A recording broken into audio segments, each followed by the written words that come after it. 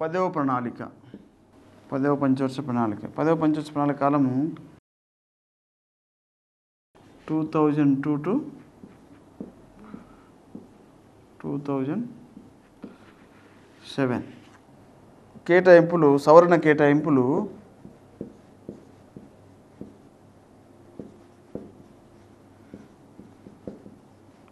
యాక్చువల్గా తొలుత కేటాయింపులు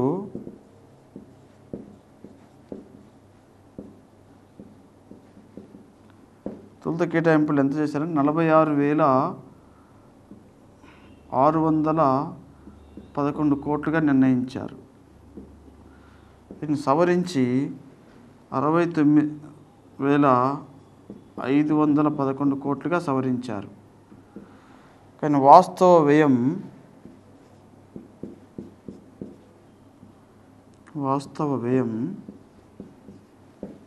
62,177 కోట్లుగా పేర్కొనడం జరిగింది. కాబట్టి ఈ పదవ ప్రణాళిక కూడా కేటాయింపు వ్యయం కంటే తక్కువగానే ఖర్చు అవ్వడం జరిగింది. ఈ విధంగా 4, 9, 10 ప్రణాళికలు కేటాయింపుల కంటే తక్కువ ఖర్చు జరిగిన ప్రణాళికలుగా మనం చెప్పుకోవచ్చు. సరే, ఇందులో ముఖ్యంగా అధిక వ్యయం చేసిన అంశాలు చూస్తే ఈ పదవ ప్రణాళిక కాలంలో ఎక్కువగా నీటిపారుదలకు ఖర్చు చేయడం జరిగింది. నీటిపారుదలకు ఎక్కువగా వ్యయం చేయాలని నిర్ణయించడం జరిగింది. నీటిపారుదలకు 36.9% నిధులను ఖర్చు చేయాలని ప్రభుత్వం ప్రయత్నించడం జరిగింది. అలాగే రెండవది విద్యుత్ రంగానికి విద్యుత్ అనేది రెండో స్థానం పొందడం జరిగింది. నీటిపారుదల మొదటి స్థానం పొందడం జరిగింది. ఈ 2002 మధ్య కాలంలో ప్రభుత్వం అనేక కార్యక్రమాలను అభివృద్ధి నిమిత్తం చేపట్టడం జరిగింది. అవి చూస్తే 2004 సంవత్సరంలో రాష్ట్ర ప్రభుత్వం, చంద్రబాబు నాయుడు ప్రభుత్వం మారిపోయి రాజశేఖర రెడ్డి గారి గవర్నమెంట్ ఏర్పడటం జరుగుతుంది, కాంగ్రెస్ ప్రభుత్వం. ఈ కాంగ్రెస్ ప్రభుత్వంలో పదవ ప్రణాళిక కాలంలో అనేక ప్రోగ్రామ్స్ లాంచ్ చేయడం జరిగింది. అందులో 2004లో జలయజ్ఞం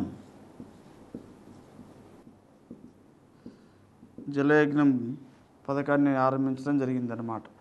రాష్ట్రంలో 1 కోటి ఎకరాలకు నీటిపారుదల వసతిని కల్పించేందుకు ఈ యొక్క జలయజ్ఞం కార్యక్రమాన్ని ప్రారంభించడం జరిగింది. ఇందులో ఇనిషియల్గా అయితే 54 ప్రాజెక్టులను నిర్మించాలని, అందులో 37 మేజర్, 17 వచ్చేసి మధ్యతరగతి ప్రాజెక్టులు నిర్మించడం ద్వారా రాష్ట్రంలో నీటిపారుదల వసతి ద్వారా ఎక్కువ వ్యవసాయయోగ్యమైన భూమికి నీరు అందించి తద్వారా వ్యవసాయం లాభదాయకమైన ఉపాధిగా మరల్చేందుకు రాష్ట్ర ప్రభుత్వం ఈ యొక్క పథకాన్ని ప్రారంభించడం జరిగింది, జలయజ్ఞం. 2005-6లో ఐకేపీ అని ఒక ప్రోగ్రాం లాంచ్ చేశారు, ఇందిరా క్రాంతి ప్రోగ్రాం అని. ఈ ఇందిరా క్రాంతి ప్రోగ్రాం అనేది 2 పథకాల కలయిక, వెలుగు ప్లస్ డ్వాక్రా. వెలుగు, డ్వాక్రా పథకాలు రెండింటిని కలిపి ఐకేపీగా పిలుస్తూ ఉన్నారు. ఇందిరా క్రాంతి ప్రోగ్రాం రాష్ట్రంలో పేదరికాన్ని నిర్మూలించి మహిళలకు మంచి సాధికారతను పెంపొందించే ఉద్దేశంతో ఈ పథకాన్ని 2005-6లో ప్రారంభించడం జరిగింది. అలాగే 2006 సంవత్సరంలో గ్రామీణ ప్రాంతాల మౌలిక వస్తువులతో పాటు ఉచితంగా గృహాలను నిర్మించే ప్రాజెక్టును లేదా పథకాన్ని ప్రారంభించారు. దాని పేరు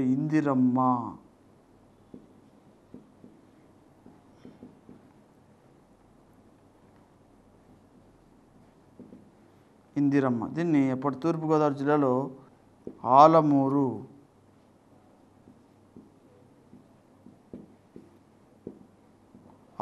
నియోజకవర్గంలో పశ్చిమ ఖండ్రిక అనే ఒక గ్రామంలో ఈ ఇందిరమ్మ అనే పథకాన్ని ప్రారంభించడం జరిగింది.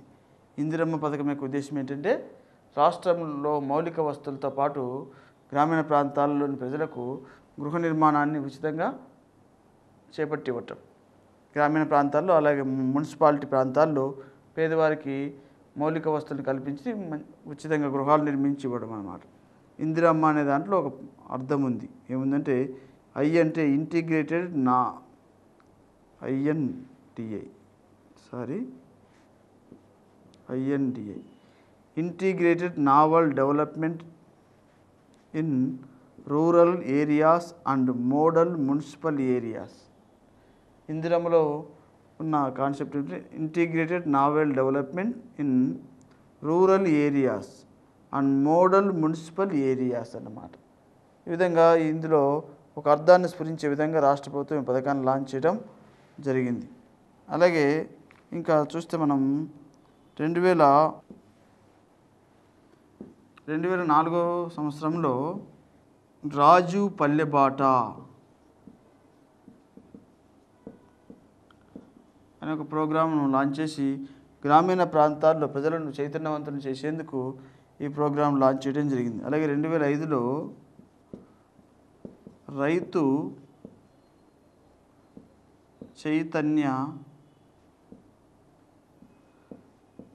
చైతన్య యాత్రలు అనే ఒక ప్రోగ్రాం లాంచ్ చేసి ముఖ్యంగా వ్యవసాయ రంగంలో రైతులను చైతన్యవంతులను చేసి ప్రభుత్వం యొక్క ఉద్దేశాలను, ప్రభుత్వం యొక్క ప్రోత్సాహకాలన్నింటినీ తెలుసుకొని అభివృద్ధిలో వారు కూడా భాగస్వాములు అయ్యేలా ప్రభుత్వం తగిన చర్యలు చేపట్టడం జరిగింది. అలాగే ఈ 2005లోనే రాజు నగర బాట అనే పథకాన్ని లాంచ్ చేయడం జరిగింది. ఈ పథకం ప్రకారం నగరాల్లో తగిన అభివృద్ధిని కనపరిచే లక్ష్యంతో నగర ప్రాంతాల్లో ప్రజలు చైతన్యవంతులు చేసేందుకు ఈ పథకాన్ని లాంచ్ చేయడం జరిగింది. ఇది రాజేంద్ర నగర్లోని చేవెళ్ళ నియోజకవర్గంలో చేవెళ్ళ నుంచి స్టార్ట్ చేయడం జరుగుతుంది అన్నమాట. చేవెళ్ళ కాన్స్టిట్యూన్సీలో రాజేంద్ర నగర్ నుంచి స్టార్ట్ చేస్తారు. అలాగే 2004 సంవత్సరంలో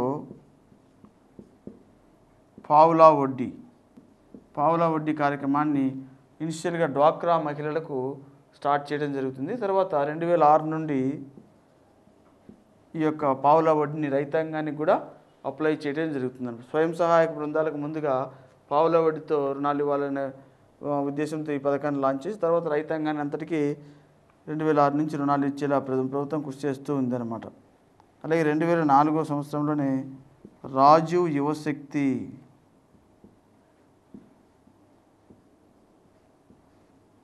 అనే కార్యక్రమాన్ని ప్రారంభించి తద్వారా యువతలో మంచి శక్తి నైపుణ్యాలను ఉపాధిని కల్పించేందుకు ఈ యొక్క ప్రోగ్రాంను కంటిన్యూ చేయడం జరిగింది. అలాగే 2004లో మరొక ముఖ్యమైన ప్రోగ్రాం రాజు ఇంటర్నెట్ విలేజ్. ఇది చాలా ముఖ్యం. గుంటూరు జిల్లాలో చిలువూరు అనే చోట ఈ యొక్క ప్రోగ్రాం లాంచ్ చేయడం జరిగింది. రాజు ఇంటర్నెట్ విలేజ్ టైమ్స్ అనే సంస్థ సహకారంతో ఈ రాజు ఇంటర్నెట్ విలేజ్ అనే ఈ యొక్క కార్యక్రమాన్ని రాష్ట్ర ప్రభుత్వం ప్రారంభించడం జరిగింది. దీని యొక్క ఉద్దేశం ఏంటంటే గ్రామీణ ప్రాంతాల్లో సైతం ఇంటర్నెట్ సౌకర్యాన్ని కల్పించి ఈ బ్రాడ్బ్యాండ్ కనెక్టివిటీ వలన గ్రామీణ ప్రాంత వాసులు సంపూర్ణ చైతన్యవంతులుగా ఆధునిక సమాచార వ్యవస్థను వారు కూడా ఉపయోగించుకునేలా తగిన చర్యలను చేపట్టే ఉద్దేశంతో ఈ యొక్క ప్రోగ్రాం లాంచ్ చేయడం జరిగింది. అంతేకాకుండా ఇంకా స్థానికంగా ఉన్న కాలేజెస్లో కూడా ఆధునిక సాంకేతిక సమాచారాన్ని అందుబాటులోకి తీసుకొచ్చేలా ఈ ప్రోగ్రాం ద్వారా తగిన చర్యలను చేపట్టడం జరిగింది. రాజు ఇంటర్నెట్ విలేజ్. అలాగే 2004 సంవత్సరంలో ఇందిరా ప్రభ. ఈ ఇందిరా ప్రభ కార్యక్రమం ద్వారా దీన్ని కూడా గుంటూరు జిల్లా సిరిగొండాయపాలెం గుంటూరు డిస్ట్రిక్ట్ ఇందిరా ప్రభ అనే పథకాన్ని గుంటూరు జిల్లా సిరిగొండాయపాలెంలో ప్రారంభించడం జరిగింది. ఇది కూడా ముఖ్యమైన పథకం. ప్రీవియస్గా గ్రూప్ 2లో అడగటం జరిగింది అనమాట. దీన్ని ఏమంటారంటే ఈ ఇందిరా ప్రభ పథకం యొక్క ఉద్దేశం ఏంటంటే రాష్ట్రంలో ఉన్న ఎస్సీ, ఎస్టీ, బీసీ వర్గాల వారికి ప్రభుత్వ భూములను సమకూర్చడంతో పాటు వాటికి నీటిపారుదల వసతిని కల్పించి తద్వారా వారికి మంచి ఉపాధిని భవిష్యత్తును కల్పించే ఉద్దేశంతో దీన్ని ప్రారంభించడం జరిగిందనమాట. ప్రభుత్వం అలాట్ చేసిన ఈ యొక్క అసైన్డ్ భూములను సక్రమంగా వినియోగించుకునేలా తగిన నీటిపారుదల వస్తువులు కూడా సమకూర్చేలా చర్యలు చేపట్టేందుకు ఉద్దేశించిన పథకం అన్నమాట. ఈ పథకం ద్వారా రాష్ట్రంలో ముఖ్యంగా వ్యవసాయ రంగానికి నీటిపారుదల వసతిని పెంపొందించి తద్వారా పేదల యొక్క అభ్యున్నతికి పాటుపడటం అనేది దీని యొక్క ఉద్దేశం. దీన్నే కాంప్రిహెన్సివ్ ల్యాండ్ డెవలప్మెంట్ ప్రోగ్రామ్ అని కూడా అంటారు. Comprehensive comprehensive land development programme అంటారు. అంటే దీన్ని సమగ్ర భూమి అభివృద్ధి పథకం అని కూడా పిలవటం జరుగుతుంది. ఇప్పుడు రీసెంట్గా దీన్ని ఎన్టీఆర్ జలసిరి అనే పేరుతో దీని పేరు మార్చడం జరిగింది. అలాగే ఇందిరమ్మ పథకాన్ని ఎన్టీఆర్ హౌసింగ్ అనే పథకంతో పేరు మార్చడం జరిగింది. ఈ విధంగా ఈ పథకాలు మంచి ప్రయోజనాన్ని కల్పించే పథకాలుగా కొనసాగుతూ ఉన్నాయన్నమాట. 5లో 10వ ప్రణాళిక కాలంలోనే రాష్ట్రంలో బ్రాడ్బ్యాండ్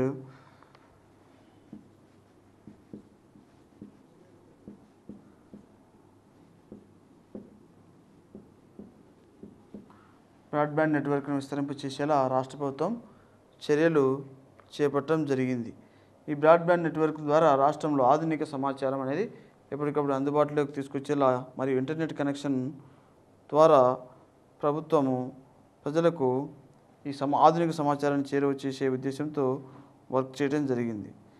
అలాగే 2005లో 108 సేవలు ప్రారంభించి తర్వాత దీన్ని 2007 నుండి రాజీవ్ ఆరోగ్యశ్రీగా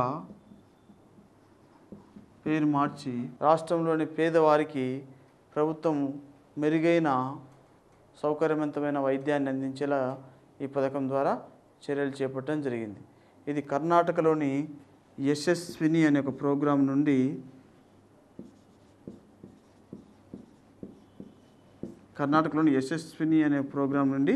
మనం కాపీ చేయడం జరిగింది.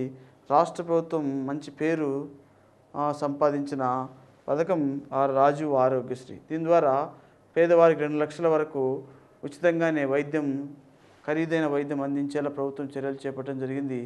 ఇది చాలా పేరు గడించిన పథకంగా కీర్తించబడటం జరిగింది. దీని ద్వారా అనేక మంది పేదలు లబ్ధి పొంది వారి ఆరోగ్యాన్ని పరిరక్షించుకోవడానికి వీలవటం జరిగింది అన్నమాట. రాజీవ్ ఆరోగ్యశ్రీ. ఇప్పుడు ఈ యొక్క పథకాన్ని దీన్ని పర్టికులర్గా ఈ రాజీవ్ ఆరోగ్యశ్రీనే పర్టికులర్గా ఇప్పుడు పేరు మార్చడం జరిగిందన్నమాట. ఏ విధంగా పేరు మార్చారంటే ఎన్టీఆర్ ఆరోగ్య సేవగా పేరు మార్చి రాష్ట్రంలో పేదవారికి ఉచితమైన మెరుగైన వైద్యం అందించేలా ప్రభుత్వం చర్యలు చేపట్టాలని నిర్ణయించడం జరిగింది. రాజీవ్ ఆరోగ్యశ్రీ. అలాగే 2006లో దేశంలోనే పేదరికాన్ని నిర్మూలించి పేదవారికి ఉపాధిని కల్పించే గ్యారంటీ పథకాన్ని ఆంధ్రప్రదేశ్లో ప్రారంభించడం జరిగింది. 2006 ఫిబ్రవరి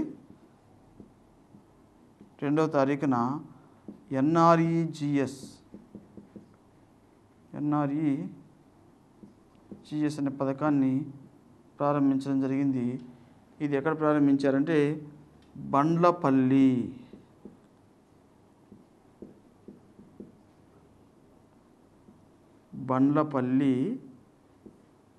అనంతపురం జిల్లా. 2006లో ఎన్ఆర్ఈజీఎస్ పథకాన్ని బండ్లపల్లి అనంతపురం జిల్లాలో ప్రారంభించడం జరిగిందన్నమాట. NREGS means national rural employment guarantee scheme. అనే పథకాన్ని 2006లో ఫిబ్రవరి 2న ఆంధ్రప్రదేశ్లో అనంతపురం జిల్లాలో ప్రారంభించడం జరిగింది. తొలుత 200 జిల్లాల్లో ఇది ప్రారంభించి తర్వాత దేశవ్యాప్తంగా దీన్ని ప్రస్తుతం అమలు చేయడం జరుగుతుంది. ఇది భారతదేశంలోనే చట్టబద్ధత కలిగిన ఏకైక పథకంగా కీర్తించబడుతూ ఉంది. అందుకోసం 2005లో ప్రభుత్వం ఎన్ఆర్ఈజీఏ అంటే national rural employment guarantee act చట్టం చేయడం జరిగిందనమాట. దీని ద్వారా గ్రామీణ ప్రాంతాల్లో పేదవారికి ఉపాధికి సంబంధించి గ్యారంటీ ఇవ్వటం జరిగింది. మాకు పని లేదు, ఉపాధి లేదు, జీవించలేకపోతున్నామని మాట ఎవరి నోటి నుంచి రాకుండా ఉండేలా ప్రభుత్వము ఈ పథకాన్ని ప్రతిష్టాత్మకంగా ప్రారంభించింది. రాష్ట్రంలో చట్టబద్ధత కలిగిన ఏకైక పథకంగా ఉపాధి గ్యారంటీ పథకంగా ఇది పిలువబడుతూ ఉంది. రాష్ట్రంలో ఈ పథకం ఉద్దేశించిన లక్ష్యాలు చూస్తే ముఖ్యంగా పేదవారు ఇతర ప్రాంతాలకు వలస వెళ్ళిపోకుండా స్థానికంగానే పనిపాట్లు చేసుకునేలా అవకాశం కల్పించడం, అలాగే వారికి స్థిరమైన ఉపాధిని కల్పించడం, అలాగే ఈ పథకంలో మహిళలకు 1/3 వంతు భాగస్వామ్యము కల్పించడం. ఇలా గ్రామీణ ప్రాంతాల్లో సామాజిక ఆస్తులను సృష్టించి వనరులను ఉపయోగించుకొని ఆ ప్రాంతాలు అభివృద్ధి చెందేలా చర్యలు చేపట్టడం అనేది కాన్సెప్ట్గా తీసుకొని ఈ పథకాన్ని అమలు చేయడం జరుగుతున్నది. ప్రస్తుతం భారతదేశంలో ప్రతిష్టాత్మకమైన కార్యక్రమంగా ఇది లాంచ్ చేయబడటం జరిగింది. ప్రస్తుత బడ్జెట్లు కూడా 34,699 కోట్లు కేటాయించారు. అవి చాలా ఉన్నట్టుగా మరలా కేంద్రం మరలా 5,000 కోట్లను పెంచాలని కూడా నిర్ణయించడం జరిగింది. దీని ద్వారా దేశంలో పేదరికాన్ని నిర్మూలించి తద్వారా ప్రతి ఒక్కరికి పనిపాట్లు కల్పించే లక్ష్యంతో ఈ పథకాన్ని ముందుకు తీసుకెళ్ళి నిర్ణయించారు. ఈ పథకము 90:10% నిధులను కేటాయించుకోవడం జరుగుతుంది. 90% ఏమో కేంద్ర ప్రభుత్వం, రాష్ట్ర ప్రభుత్వం 10% నిధులను కేటాయించి తద్వారా దేశంలో ఉపాధిలో గ్యారంటీని ఈ పథకం ద్వారా సమకూర్చేలా ప్రభుత్వము ఒక ప్రత్యేకమైన ఉద్దేశంతో ఈ యొక్క పథకాన్ని ప్రారంభించడం జరిగింది. ఈ విధంగా 10వ పంచవర్ష ప్రణాళిక భారతదేశంలోనే కొన్ని ముఖ్యమైన పథకాలను ఆంధ్రప్రదేశ్ రాష్ట్రంలో ప్రవేశపెట్టిన ఒక ప్రత్యేకత కలిగిన ప్రణాళికగా మనము చెప్పుకోవచ్చు. అలాగే 11వ పంచవర్ష ప్రణాళిక 11వ పంచవర్ష ప్రణాళిక 2007 సంవత్సరం నుండి 2012 మధ్యకాలంలో అమలు జరపడం జరిగింది. ఈ 11వ పంచవర్ష ప్రణాళిక యొక్క మొత్తము వ్యయము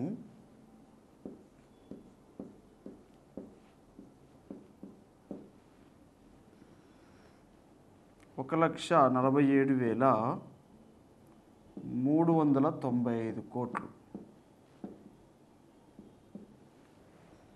1,47,395 కోట్లు. ఇది రాష్ట్రంలో యూపీ తర్వాత అత్యధిక కేటాయింపులు పొందిన ప్రణాళిక అన్నమాట. అంటే భారతదేశంలోని అన్ని రాష్ట్రాల్లో ఒక్కొక్క రాష్ట్రంలో 11వ ప్రణాళిక కాలంలో ఉద్దేశించిన వ్యయం చూస్తే ఉత్తరప్రదేశ్ తర్వాత అత్యధిక వ్యయం చేయాలా అని నిర్ణయించిన రాష్ట్రం ఏంటంటే ఆంధ్రప్రదేశ్. అందుకే మొత్తం రాష్ట్ర ప్రణాళిక వ్యయం అన్నింటిలో యూపీ తర్వాత 2వ స్థానం ఉన్న రాష్ట్రము ఆంధ్రప్రదేశ్. మొత్తము ఇక్కడ ఈ 11వ ప్రణాళిక కాలంలో జిఎస్డిపి 9.5%గా లక్షించడం జరిగింది అన్నట్టు. Gross state domestic product. ఇందులో వ్యవసాయము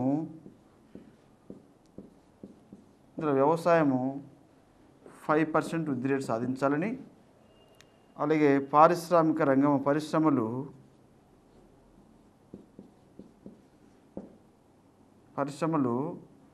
వచ్చేసి 10% వృద్ధి రేటు సాధించాలని, సేవలు 11% వృద్ధి రేటు సాధించాలని నిర్ణయించడం జరిగింది అన్నట్టు. అలాగే 11వ ప్రణాళిక కాలంలో కేంద్రంలో 27 మానిటరబుల్ టార్గెట్స్ నిర్ణయించగా ఈ 27లో 13ని రాష్ట్రాలకు వర్తింప చేయటం జరిగింది. అంటే 27 టార్గెట్స్లో 13 అంశాలు రాష్ట్రాలకు అలాట్ చేయటం జరిగింది అన్నట్టు. ఆ విధంగా 11వ ప్రణాళిక కాలంలో కేటాయించడం జరిగింది. అయితే 11వ ప్రణాళిక కాలంలో మొత్తం వ్యయంలో అత్యధిక కేటాయింపులు పొందిన రంగాలు వచ్చేసి సామాజిక సేవలు.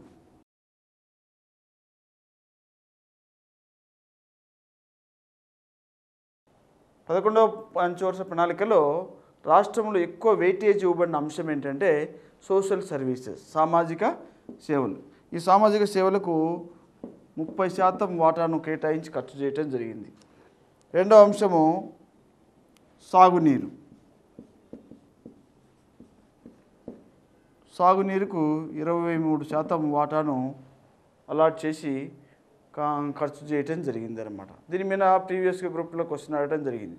ఏమడిగాడంటే ఇంతవరకు రాష్ట్రంలో అమలు చేయబడిన ప్రణాళికలన్నింటిలో నీటిపారుదలకు ఎక్కువ మొత్తము ఖర్చు చేయడం ద్వారా ఎక్కువ భూమిని నీటిపారుదల సాగులోకి తీసుకొచ్చిన ప్రణాళిక ఏంటి అని అడిగాడు. మనకేమో జలయజ్ఞం 10వ ప్రణాళికలో ప్రారంభమైంది, కానీ జలయజ్ఞం ద్వారా ఎక్కువ సాగు భూమి ఏ ప్రణాళిక కాలంలో అందుబాటులోకి రావడం జరిగిందంటే 11వ ప్రణాళిక కాలం అని గుర్తుపెట్టుకోవాలి. అంటే రాష్ట్రంలో 11వ ప్రణాళిక కాలంలో ఎక్కువ భూమి నీటిపారుదల వసతి కిందకి తీసుకొని రాబట్టడం జరిగింది. అందువలన 11వ ప్రణాళికను స్పెసిఫిక్గా నీటిపారుదల సంభావ్యత కలిగిన ప్రణాళికగా చెప్పడం జరుగుతుంది. అంతేకాకుండా ఈ సామాజిక సేవల్లో పర్టికులర్గా 11వ ప్రణాళికలో విద్యారంగానికి ఎక్కువగా నిధులు కేటాయించి ఖర్చు చేయడం జరిగింది. అందువలన సామాజిక సేవల్లో విద్యారంగానికి ఎక్కువగా అలాట్మెంట్ జరిగిన ప్రణాళికని 11వ ప్రణాళికను మనం గుర్తుంచుకోవాలి. అందుకే 11వ ప్రణాళికను విద్యా ప్రణాళిక అని కూడా మన్మోహన్ సింగ్ కీర్తించడం జరిగిందని మనము సెంట్రల్ ప్లాన్స్లో చెప్పుకోవడం జరిగింది. ఆ విధంగా సామాజిక సేవలతో పాటు సాగునీటికి కూడా ఎక్కువ కేటాయింపులు చేయటం జరిగింది. ఇంకా మనం 11వ ప్రణాళికను ఒకసారి గమనిస్తే రాష్ట్రంలో ఈ 11వ ప్రణాళిక కాలంలో డ్రాప్అవుట్స్ను 20కి తగ్గించాలా అని నిర్ణయించడం జరిగిందనమాట. అంటే 58 నుండి 20కి డ్రాప్అవుట్స్ అంటే ఏంటి, పాఠశాలలో చేరిన పిల్లలు మధ్యలోనే బడి మానేయటం జరుగుతూ ఉంది. వారి పర్సంటేజ్ని 20%కు తగ్గించగలగాలని నిర్ణయించడం జరిగింది. అలాగే ఐఎంఆర్ను 2012 నాటికి 28కి తగ్గించాలా అని నిర్ణయించడం జరిగింది. 1000కి. ఐఎంఆర్ అంటే ఇన్ఫాన్సీ మోర్టాలిటీ రేట్ను 1000కి తగ్గించాలా అని నిర్ణయించడం జరిగింది. అలాగే ఎంఎంఆర్ను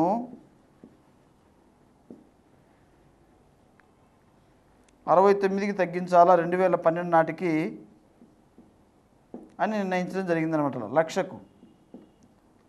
ఎంఎంఆర్ అంటే మెటర్నిటీ మోర్టాలిటీ రేట్, 1,00,000 ప్రసవాలకు లేదా 1,00,000 ప్రసవ సంఘటనలకు ఈ యొక్క మరణ రేటు 69గా తగ్గించగలగాలి అని నిర్ణయించడం జరిగిందనమాట. అంటే ప్రతి 1,00,000 మరణ జననాలలో ఎంతమంది చనిపోతున్నారు స్త్రీలు ప్రసవ సమయంలో అని సూచించేదాన్ని ఏమంటే ఎంఎంఆర్ అంటారు, మెటర్నిటీ మోర్టాలిటీ రేట్.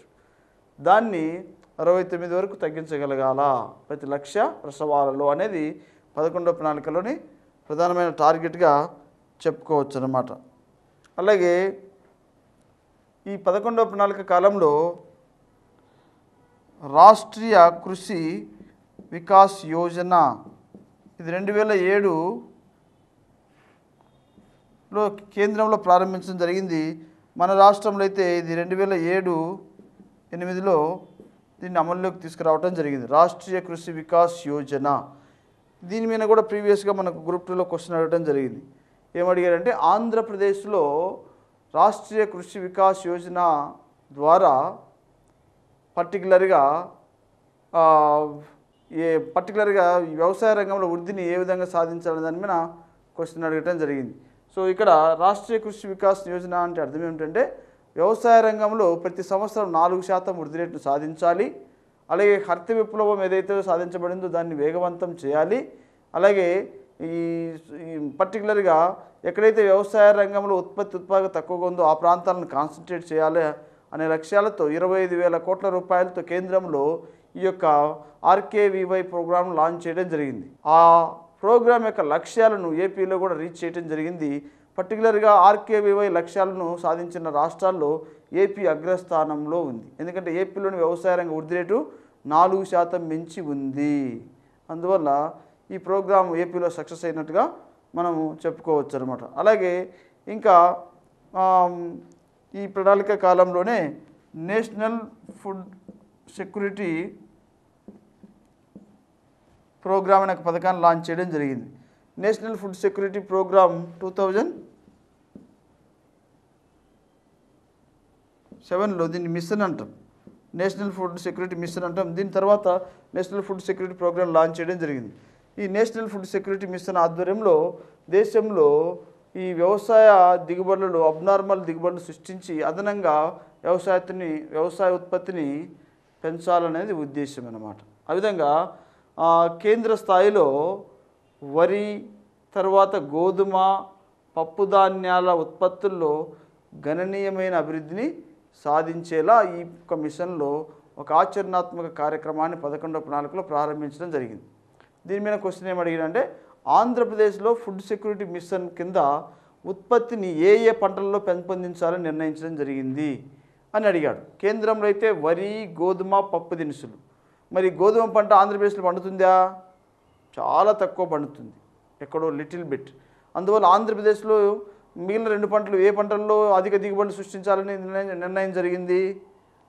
వరి, పప్పు ధాన్యాలు. ఈ 2 పంటలే. కేంద్ర స్థాయిలో అయితే వరి, గోధుమ, పప్పు ధాన్యాలు. ఏపీలో అయితే వరి, ఓన్లీ పప్పు ధాన్యాల్లో అధిక దిగుబడులు సాధించి తద్వారా వ్యవసాయ రంగాన్ని స్ట్రెంథెన్ చేయాలనేది ఉద్దేశం అన్నమాట. ఈ విధంగా నేషనల్ ఫుడ్ సెక్యూరిటీ మిషన్ ఆధ్వర్యంలో కూడా వ్యవసాయ రంగాన్ని స్ట్రెంథెన్ చేయాలా అనే ఉద్దేశాన్ని కలిగి ఉండటం జరిగింది. 11వ ప్రణాళిక కాలంలో చేపట్టిన ముఖ్యమైన అభివృద్ధి కార్యక్రమాలు మనం గమనిస్తే డెవలప్మెంటల్ ప్రోగ్రామ్స్ను ఇందులో నెంబర్ 1 చూస్తే అభయహస్తం.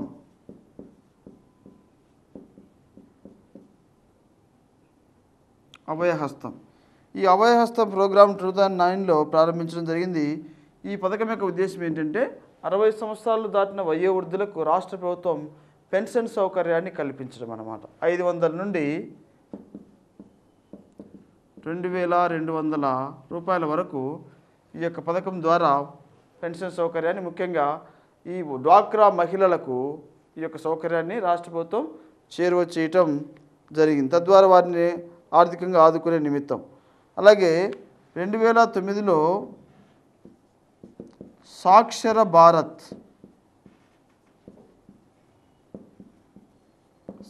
భారత్ ద్వారా వయోజన విద్య ద్వారా అక్షరాస్యతను పెంపొందింపజేయటం, ముఖ్యంగా మహిళల్లో అక్షరాస్యతను పెంపొందించే విధంగా కృషి జరిగిందన్నమాట. ఇందుకోసం చేవెళ్ళ కేంద్రంగా ఏర్పరిచి సాక్షర భారత్ కార్యక్రమాన్ని విజయవంతం చేసేందుకు రాష్ట్రంలో తగినంత కృషి జరిగింది.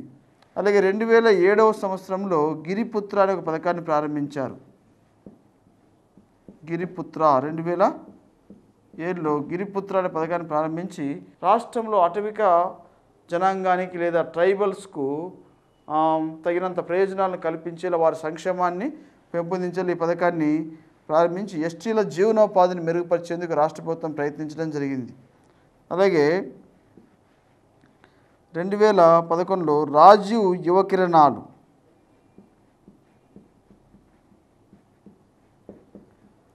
2011లో రాజీవ్ యువ కిరణాన్ని లాంచ్ చేసి ఈ పథకం ద్వారా రాష్ట్రంలో దాదాపు 15 లక్షల మంది నిరుద్యోగ యువతకి ఉపాధిని కల్పించేలా ఈ పథకాన్ని ఉద్దేశించడం జరిగిందన్నమాట. రాజీవ్ యువ కిరణాల కింద యువతకు ఉపాధి అవకాశాలను పెంపొందించేలా ఈవెన్ ప్రభుత్వం రంగమే కాకుండా ప్రైవేట్ రంగంలో సైతము ఉపాధిని కల్పించడం ద్వారా వారికి మంచి జీవనోపాధిని కల్పించాలనేది ఉద్దేశం అన్నమాట. అలాగే ఇంకా రాష్ట్రంలో మీ సేవ 2011లో మీ సేవ కార్యక్రమాన్ని ప్రారంభించడం జరిగింది. దీన్ని తిరుపతిలో ప్రారంభించారు. దీని ద్వారా ప్రభుత్వ కార్యాలయాల్లో వెంటనే కావాల్సిన సంబంధించిన సర్టిఫికేట్స్ను వెంటనే తీసుకొని ప్రయోజనం పొందేలా ఈ యొక్క కార్యక్రమాన్ని లాంచ్ చేయడం జరిగింది. అంటే ప్రభుత్వ కార్యాలయాల చుట్టూ నెలల తరబడి తిరగకుండా ఏదైనా ఒకటి అవసరం వచ్చినప్పుడు వెంటనే అప్లై చేసుకుంటే మీ సేవ ద్వారా ఇమీడియట్గా ప్రభుత్వ కార్యాలయాల వారు మంజూరు చేసే విధముగా ఈ యొక్క ప్రోగ్రామ్ను లాంచ్ చేయడం జరిగింది. దీని ద్వారా ప్రభుత్వ కార్యాలయాలను అలసత్వం, జాప్యము, లంచగొండితనము నిర్మూలించడానికి ప్రభుత్వం తగిన విధంగా కృషి చేయడం జరిగింది. అలాగే రచ్చబండ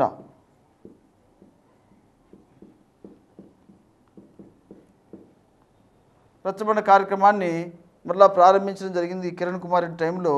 ఈ రచ్చబండ కార్యక్రమంలో భాగంగానే శ్రీకాకుళం జిల్లా డోలపేట అనే చోట, రాజాం నియోజకవర్గం డోలపేట అనే చోట రచ్చబండ కార్యక్రమాన్ని లాంచ్ చేసి ప్రజల యొక్క సమస్యలను నేరుగా ప్రభుత్వ అధికారులు, ప్రభుత్వ యంత్రాంగం, ప్రజాప్రతినిధులు తెలుసుకొని వారి సమస్యలను పరిష్కరించి అక్కడే తగిన నిర్ణయాలు, న్యాయం చేయటం ఉద్దేశంతో ఈ రచ్చబండ కార్యక్రమాన్ని రాష్ట్ర ప్రభుత్వం ప్రారంభించడం జరిగింది. అలాగే 2011లో శ్రీనిధి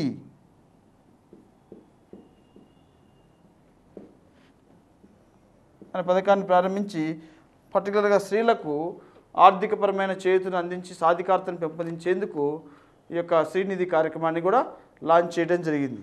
అలాగే వడ్డీ లేని వడ్డీ లేని రుణాలను 2011లో రాష్ట్ర ప్రభుత్వం పేద రైతాంగానికి మంజూరు చేయాలనే ఉద్దేశంతో వడ్డీ లేని రుణాలను కూడా స్పాన్సర్ చేయటం జరిగింది.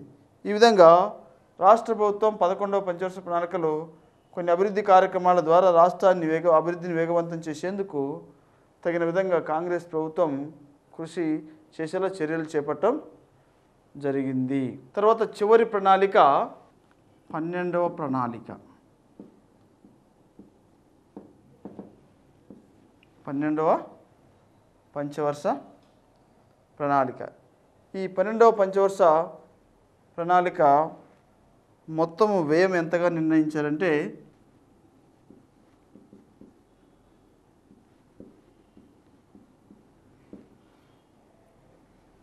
3,42,842 కోట్లు. 3,42,842 కోట్ల రూపాయలను 12వ పంచవర్ష ప్రణాళిక కాలంలో మొత్తం వ్యయంగా నిర్ణయించడం జరిగింది. ఇది భారతదేశంలోని అన్ని రాష్ట్రాల కంటే అత్యధికంగా ఉద్దేశించిన వ్యయము.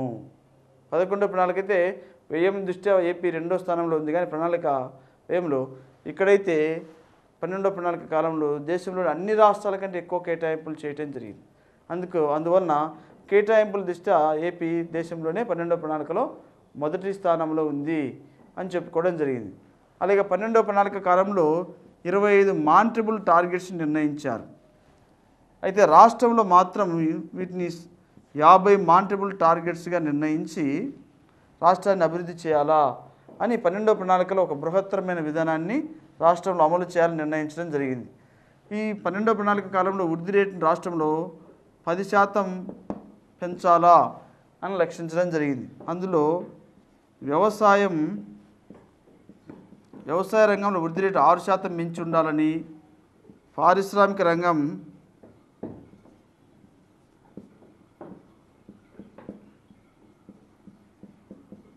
10.5% వృద్ధి రేటును మించాలని, సేవల రంగంలో 11.5% వృద్ధి రేటును అధిగమించాలని టార్గెట్స్ని నిర్ణయించడం జరిగింది.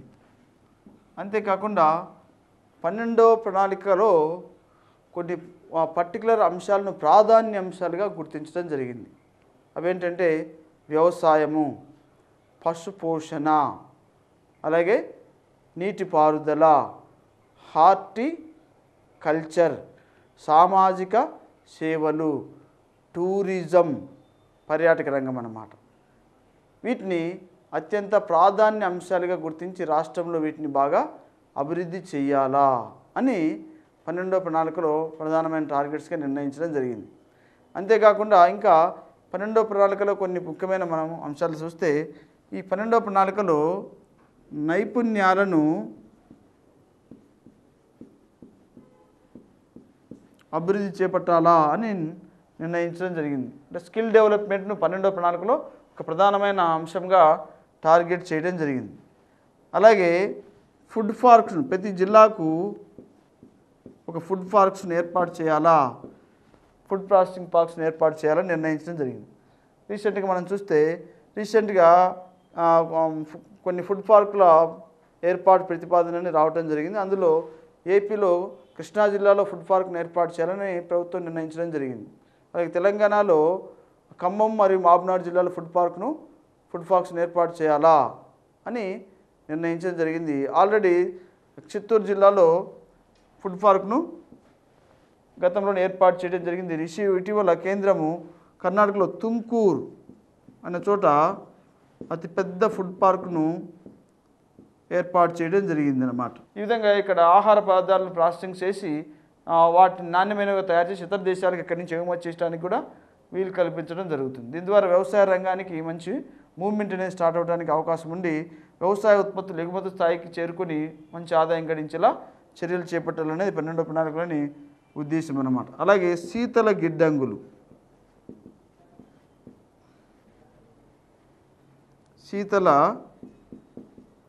గిడ్డంగుల నిర్మాణం కూడా ఇందులోని ప్రధానమైన అంశం. ప్రీవియస్గా గ్రూప్ 2లో అడిగాడనమాట, ఏ సంవత్సరం నుండి శీతల గిడ్డంగుల నిర్మాణం ప్రోత్సహించబడుతూ ఉందని. 2009 నుండి రాష్ట్రంలో ఈ కోల్డ్ స్టోరేజెస్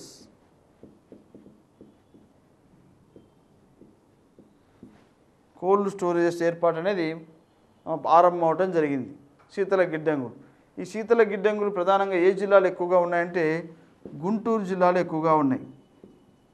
ఎందువలన అంటే గుంటూరు జిల్లా రాష్ట్రంలో మిర్చి పంటకు బాగా ప్రసిద్ధి అన్నమాట. అందువలన రీసెంట్గా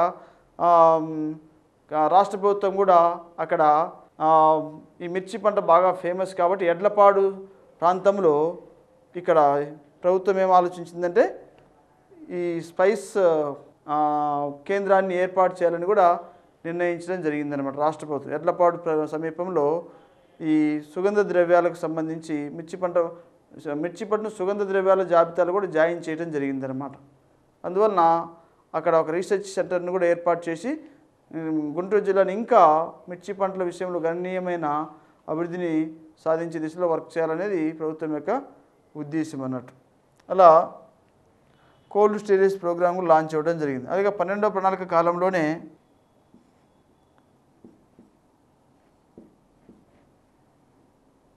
ఇది unique identification authority of India వారు ఆధార్ వ్యవస్థను వెలుగులోకి తీసుకురావడం జరిగింది. ఈ ఆధార్ వ్యవస్థ అత్యంత సమర్థవంతంగా అమలు చేయబడిన రాష్ట్రంగా ఏపీ గుర్తింపు పొందిందన్నమాట. ఇప్పుడు అంటాం unique identification authority of India అనే ఈ సంస్థ నందన్ నీలేకరి దీన్ని లీడ్ చేసే వ్యక్తి. ఈ నందన్ నీలేకరి ఆధ్వర్యంలో భారతదేశంలో ఆధార్ వ్యవస్థను అమలు చేసేలా చర్యలు చేపట్టడం జరిగింది. అందులో ఏపీ 12వ ప్రణాళిక కాలంలో ఈ యొక్క ఆధార్ను సృష్టించడంలో ఆధార్ కార్డులను సృష్టించడంలో మంచి అగ్రస్థానాన ముందంజలో ఉన్నట్టుగా మనకు తెలుస్తూ ఉంది. ఈ విధంగా 12వ ప్రణాళిక కాలంలో రాష్ట్రంలో వృద్ధి జరుగుతూ ఉన్న క్రమంలో ప్రభుత్వాలు మారటం మరియు రాష్ట్రం కూడా విభజించడం జరిగింది. ఈ 12వ ప్రణాళిక కాలంలో పర్టికులర్గా డెవలప్మెంటల్ ప్రోగ్రామ్స్ ఏమున్నాయి అని మనం చూస్తే 12వ ప్రణాళిక కాలంలో డెవలప్మెంటల్ ప్రోగ్రాంలో నగదు బదిలీ పథకం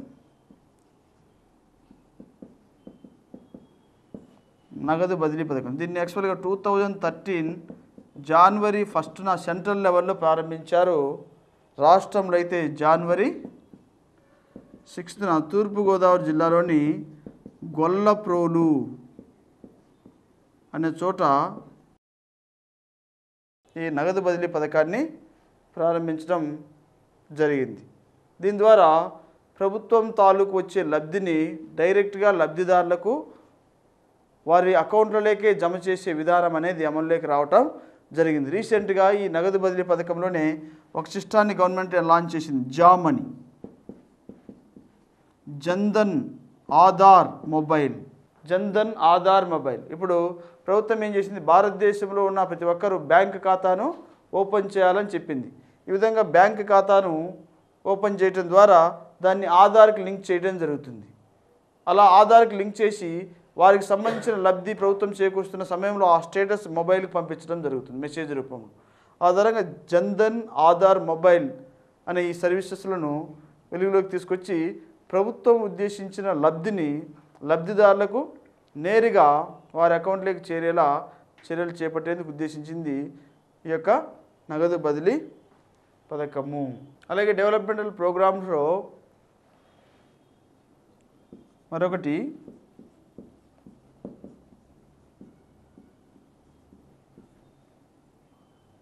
డెవలప్మెంట్ ప్రోగ్రాంలో మరొక పథకము అమ్మ హస్తం.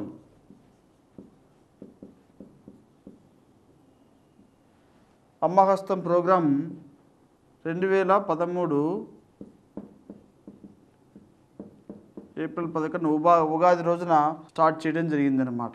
ఈ పథకం ద్వారా 9 రకాల నిత్యావసర వస్తువులను 185 రూపాయలకి పంపిణీ చేసే కార్యక్రమాన్ని లాంచ్ చేయడం జరిగింది. ఈ పథకం ద్వారా రాష్ట్రంలో పేదవారికి నిత్యావసర సరుకులను సక్రమంగా సజావుగా పంపిణీ చేసే కార్యక్రమాన్ని లాంచ్ చేయడం జరిగింది. అలాగే బంగారు తల్లి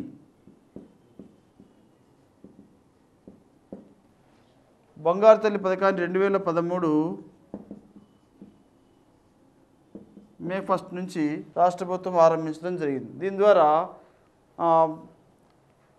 రాష్ట్రంలో భ్రూణ హత్యలు నివారించేందుకు మరియు ఇద్దరు సంతానం ఆడపిల్లలు కలిగిన తల్లిదండ్రులకు ఆ ఆడబిడ్డలకు తగినంత ఆర్థిక చేయూతను అందించేందుకు ఈ పథకాన్ని ఉద్దేశించడం జరిగింది.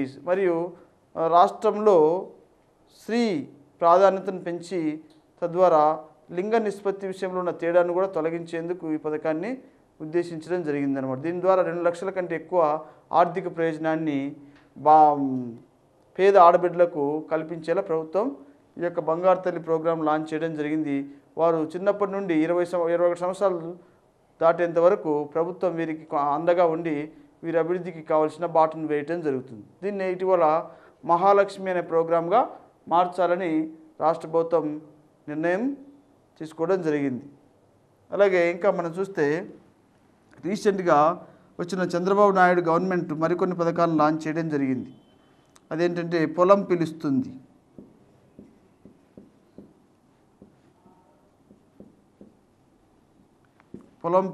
కార్యక్రమాన్ని కొత్తగా గవర్నమెంట్ లాంచ్ చేయడం జరిగింది. దీని ద్వారా వ్యవసాయ అధికారులు గ్రామీణ ప్రాంతాల వెళ్ళి రైతులను సందర్శించి 2 రోజులు అక్కడే వారు ఉండి రైతులతో డిస్కస్ చేసి వ్యవసాయానికి సంబంధించిన మెలకువలను వారికి నేర్పి వ్యవసాయ ఉత్పత్తుల్లో గణనీయమైన అభివృద్ధిని సాధించేలా వ్యవసాయ అధికారులు తగినంత చొరవ చూపాలి. అందుకోసం వారంలో 2 రోజులు మంగళవారం శుక్రవారం వెళ్ళి వారిని సందర్శించి తద్వారా వారికి వ్యవసాయ అభివృద్ధి నిమిత్తం మెలకువలు నేర్పాలనేది రాష్ట్ర ప్రభుత్వం యొక్క ఉద్దేశం అన్నమాట. దాన్ని పొలం పిలుస్తుంది కార్యక్రమం అంటాం. అలాగే బడి పిలుస్తుంది.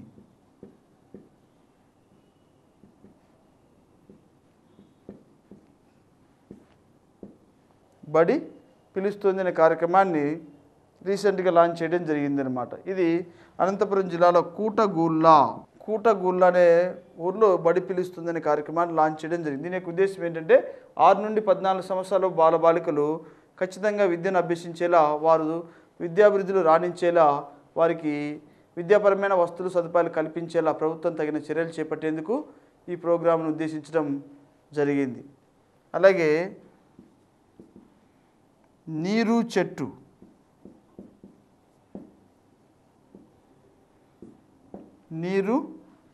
ఇది పర్టికులర్గా చిత్తూరు జిల్లాలో తంబళ్ళపల్లి వద్ద నీరు చెట్టు కార్యక్రమాన్ని ప్రారంభించడం జరిగింది. దీని యొక్క ఉద్దేశం ఏంటంటే రాష్ట్రంలో ఈ వర్షాధారపు నీటిని ప్రిజర్వ్ చేయటము, ఆ నీటితో నీటిపారుదల వస్తువులు కలిగించేలా చేయటము, భూగర్భ జల మట్టాలను పెంపొందించడం, వాటర్ షెడ్స్ను నిర్మించటము, అలాగే చెరువుల్లో పొడికితీతను తొలగించి నీరు ఎక్కువ నిల్వ సామర్థ్యం కలిగిన వాటిగా తయారు చేయటము, ఇలాంటి కార్యక్రమాలను ఈ పథకం ద్వారా ఉద్దేశించి రాష్ట్రంలో ప్రకృతి సహజంగా లభిస్తున్న నీరును లేదా వర్షం ద్వారా లభిస్తున్న నీరును ఎక్కడ వేస్ట్ కాకుండా దాన్ని సద్వినియోగం చేసుకునేలా తగిన చర్యలను చేపట్టేలా దీన్ని ఉద్దేశించడం జరిగింది. అంతేకాకుండా చెట్లను పెంచి పర్యావరణాన్ని కూడా పరిరక్షించి గ్రీనరీని ఎక్కువగా మెయింటైన్ చేసే లక్ష్యం కూడా ఇందులో పేర్కొనడం జరిగింది. ఈ విధంగా ఈ నీరు చెట్టు కార్యక్రమాన్ని చిత్తూరు జిల్లాలో లాంచ్ చేయడం జరిగింది. అలాగే ఇంకా వృద్ధులకు వృద్ధాప్య పెన్షన్లను అందించే మరొక కార్యక్రమాన్ని ప్రారంభించారు. దాన్ని ఎన్టీఆర్ భరోసా అంటాం.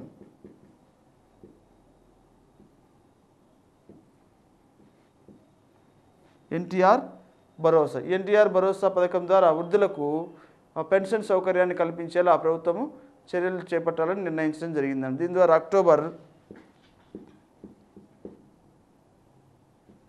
2, 2014 అక్టోబర్ 2న ఈ యొక్క పథకాన్ని లాంచ్ చేసి రాష్ట్రంలోని పేద వయోవృద్ధులకు 1000 రూపాయల వరకు రాష్ట్ర ప్రభుత్వం పెన్షన్ సౌకర్యాన్ని సమకూర్చేలా చర్యలు చేపట్టడం జరిగింది. అలాగే సేమ్ ఎన్టీఆర్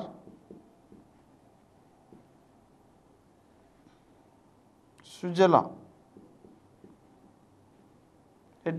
పథకం సేమ్ అక్టోబర్ 2, 2014 పర్టికులర్గా 5,000 మంది నివసించే గ్రామీణ ప్రాంతాల్లో మంచినీటి సౌకర్యాన్ని సమకూర్చేందుకు లీటర్ 25 లీటర్స్ బబుల్ను ₹2కే పంపిణీ చేసి మంచినీటిని అందుబాటులోకి తీసుకొచ్చేలా రాష్ట్ర ప్రజల ఆరోగ్యాన్ని పరిరక్షించేలా ఎన్టీఆర్ సుజల పథకాన్ని రాష్ట్ర ప్రభుత్వం లాంచ్ చేయడం జరిగింది. అలాగే ఎన్టీఆర్ ఆరోగ్య సేవ ద్వారా రాష్ట్రంలోని పేదవారికి కాస్ట్లీ వైద్యాన్ని అందించేలా ఈ యొక్క పథకాన్ని లాంచ్ చేయడం జరిగింది. సో గతంలో రాజీవ్ ఆరోగ్యశ్రీ అనే పథకాన్ని ఈ విధంగా పేరు మార్చి రాష్ట్రంలో పేదవారికి కాస్ట్లీ వైద్యం అంటే 2 లక్షలకు మించి సైతము వారికి ఆధునిక వైద్యాన్ని అందించేలా రాష్ట్ర ప్రభుత్వం ఈ యొక్క పథకాన్ని లాంచ్ చేసి కొనసాగించాలని చర్యలు చేపడుతూ ఉంది. దీన్ని కూడా సేమ్ అక్టోబర్ 2, 2014లో స్టార్ట్ చేసి రాష్ట్ర ప్రభుత్వం ఈ విధంగా అభివృద్ధిని చేపట్టేలా తగిన చర్యలు చేపడుతూ ఉంది.